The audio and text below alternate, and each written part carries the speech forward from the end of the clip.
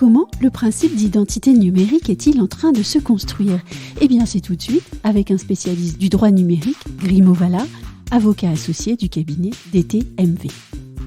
Grimaud Vallat, bonjour. Bonjour Sandrine. La data est partout, le traitement des données tel qu'il est aujourd'hui pose question et même il suscite parfois l'inquiétude. Dans ce contexte apparaît une notion, la notion d'identité numérique. Pourriez-vous nous expliciter le processus d'émergence de cette notion d'identité numérique ? Je pense que l'identité numérique, elle peut être vue de deux manières différentes, sous deux acceptions différentes. La première, c'est une vision que l'on n'a pas forcément de la chose et qui pourtant existe déjà un peu partout, qui est l'identité qu'on a tous sur Internet. Oui. À travers l'utilisation de nos différentes devices, de nos téléphones, de notre ordinateur, de nos tablettes, des applications qui vont avec. Quand on navigue sur Internet, quand on vit dans le monde digital, Oui. on laisse des traces, on laisse des empreintes.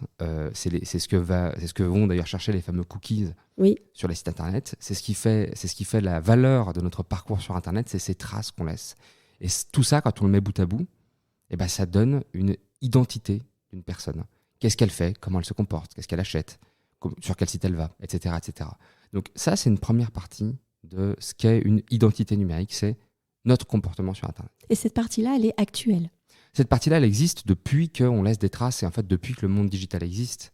Toute utilisation qu'on fait d'un actif numérique, Oui. d'un produit numérique, laisse une trace. Et c'est ce qui fait que d'ailleurs sur Facebook, que Facebook est gratuit, Oui. que tous ces sites sont gratuits, c'est qu'en fait ils processent notre comportement, ils définissent notre identité et qu'ils vont vendre ça potentiellement à un annonceur de publicité qui va acquérir avec engouement des données sur notre comportement pour faire de la publicité ciblée par exemple. Une production de richesse qui d'ailleurs suscite l'inquiétude.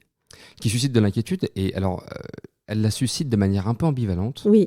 Parce que d'un côté, on est très, très à même on cherche à préserver nos données, Oui. notre vie privée, etc. Et pourtant, on a tous un compte Facebook, un compte Instagram, auquel on donne des données comme ça à ne plus savoir qu'en faire. Je dirais on balance en pâture.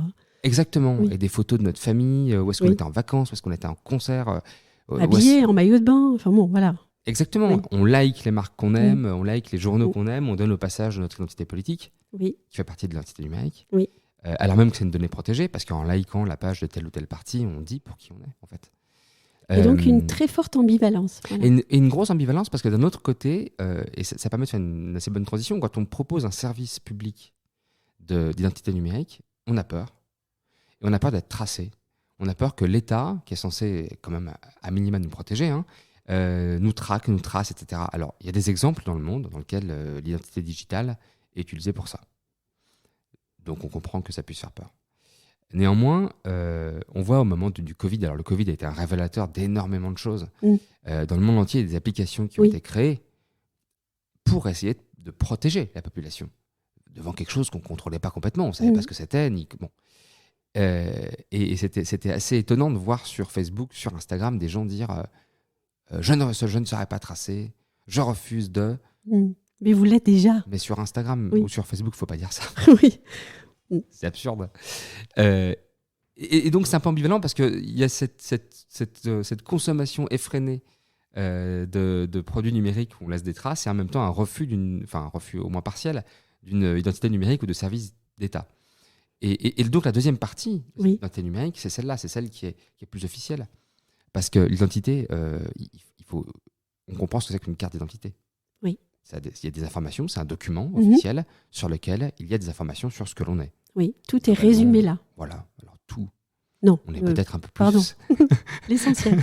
que ça, mais au moins les données qui vont faire qu'on est sûr que la personne en face de soi est bien la bonne personne. On a une photo, on a un nom, un prénom, plusieurs prénoms, plusieurs noms parfois avec un nom d'usage, taille, sexe, âge, etc., ou date de naissance, adresse. On a un passeport qui nous permet de voyager, on a une carte vitale avec quelques données de santé, on a tout ça. Et ça, c'est l'identité plus officielle. Et l'idée d'une identité numérique, c'est de rassembler ces éléments d'identité officielle en une seule base, d'accord, qui va être une première couche d'identité, à laquelle on peut en rajouter une seconde, qui vont être ce que la personne va vouloir ajouter à son identité digitale et qu'elle va pouvoir utiliser dans sa vie numérique ou pas numérique d'ailleurs. Il y a une frontière, plutôt que de tendre un passeport, on tend son smartphone, ça peut être porté par un smartphone, ça dit bien, vous êtes telle personne, vous êtes en train de passer telle frontière. Ça permet de dire, de mettre en plus des données de la carte vitale, des données de vie courante qu'on récolte par son iPhone, par son Apple Watch. Je fais beaucoup de pubs pour Apple, par tous les produits numériques qu'on peut porter, une montre digitale, une montre connectée, un smartphone, etc. Donc je passe de la trace que je laisse partout sans le vouloir ou en étant complètement inconscient à un processus qui est d'accréditer et de contrôler la donnée que je vais laisser à l'usage d'autres. C'est ça ? C'est exactement ça.